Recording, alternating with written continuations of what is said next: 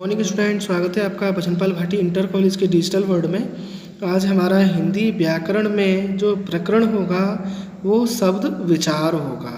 ठीक है, तो सबसे पहले हम शब्द देखते हैं। शब्द को इंग्लिश में कहते हैं वर्ड। शब्द क्या है? शब्द वह ध्वनि है जिसके द्वारा हम अपनी भाषा का प्रयोग करते हैं।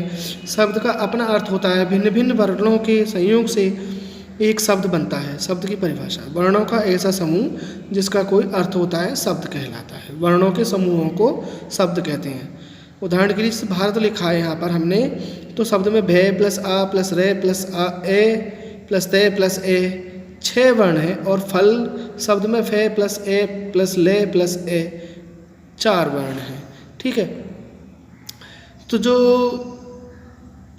ये जो वर्ण है इनका जो समूह है उस समूह को क्या कहते हैं? हम शब्द कहते हैं। ठीक है, आपने देखा होगा ये अलग अलग जो वर्ण लिखे हुए हैं, ये रे लिखा हुआ है, ये ते लिखा हुआ है, तो इनके नीचे जो ये लगा हुआ है ये हलंत लगा हुआ है। ये क्या है? व्यंजन है, क्योंकि व्यंजन जो है वो बिना किसी स्वर की मदद के नहीं बोले जा सकते। अब यहाँ हमने भारत लिखा है, ये शब्द पूरा बन गया।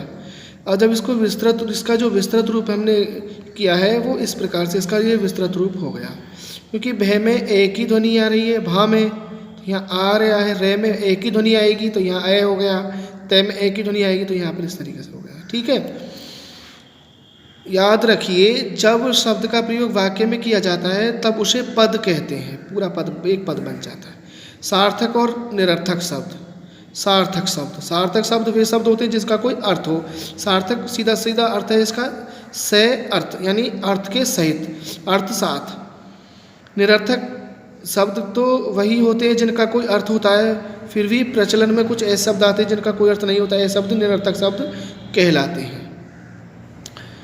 ये सब सदैव सार्थक शब्दों के साथ प्रयुक्त होते हैं, जैसे चाय वाय पी लीजिए, ये जो वाय है ये निरर्थक है।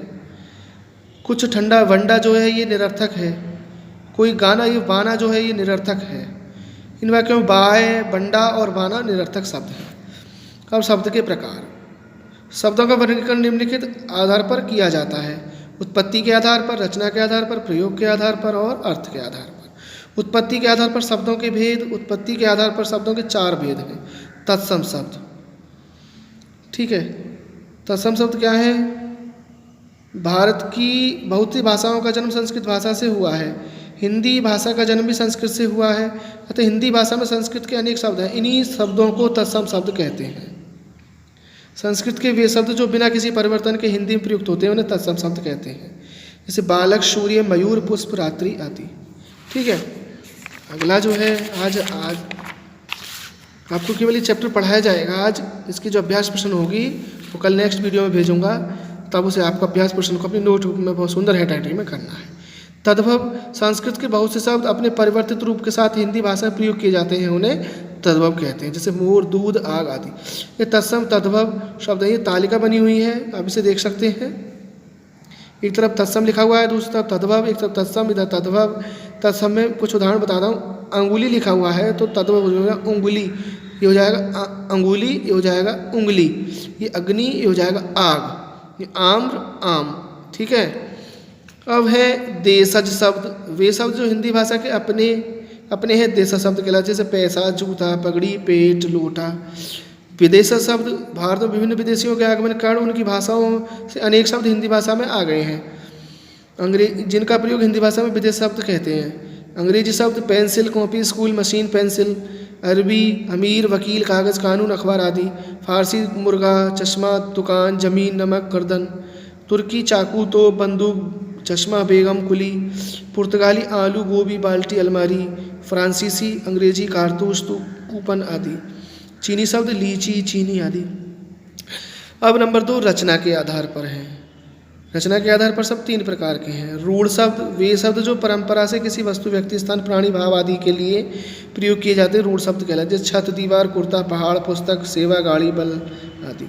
यौगिक शब्द: 2 या 2 से अधिक शब्दों से बने शब्द यौगिक शब्द कहलाते हैं, जैसे सेनापति में सेना प्लस पति, पाठशाला पाठ प्लस शाला, हिमालय प्लस हिम प्लस आलय, राजदूत राज प्लस दूत।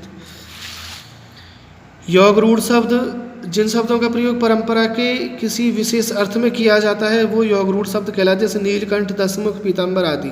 अब प्रयोग के आधार पर शब्दों के भेद। विकारी शब्द वे शब्द जो लिंग, वचन और कारक की दृष्टि से परिवर्तन हो जाते हैं, विकारी शब्द कहलाते हैं, जैसे बच्चा, बच्ची, हरा, हरी, हम, हमारा।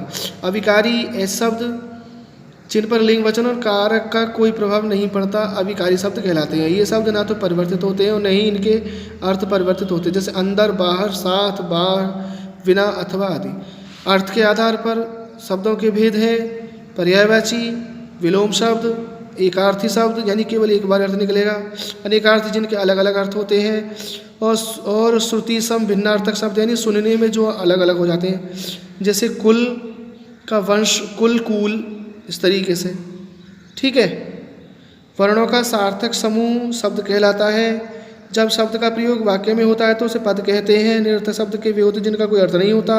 शब्द का वर्गीकरण 4 प्रकार के आधार पर किया जाता है। रचना के आधार पर शब्द 3 प्रकार के होते हैं और प्रयोग के आधार पर शब्दों को 2 भागों में बांटा जाता है। ये चैप्टर आपका आज यहाँ कंप्लीट हुआ। आपको ये चैप्टर पढ़ना है। कल की वीडियो में मैं आपको इसका जो अभ्यास प्रश्न है वो भेजूँगा, उसे समझाऊंगा और वो आपको अपनी नोटबुक में बहुत सुंदर हैंडराइटिंग में लिखना है। और अब तक जो मैंने व्याकरण का पोर्शन आपको कराया है, आपको वो अपनी नोटबुक में लिखना है और कॉलेज में आकर के उसे सप्ताह में 2 दिन आकर के उसको आपको उसे चेक भी कराते जाना है। ठीक है। तब तक के लिए धन्यवाद।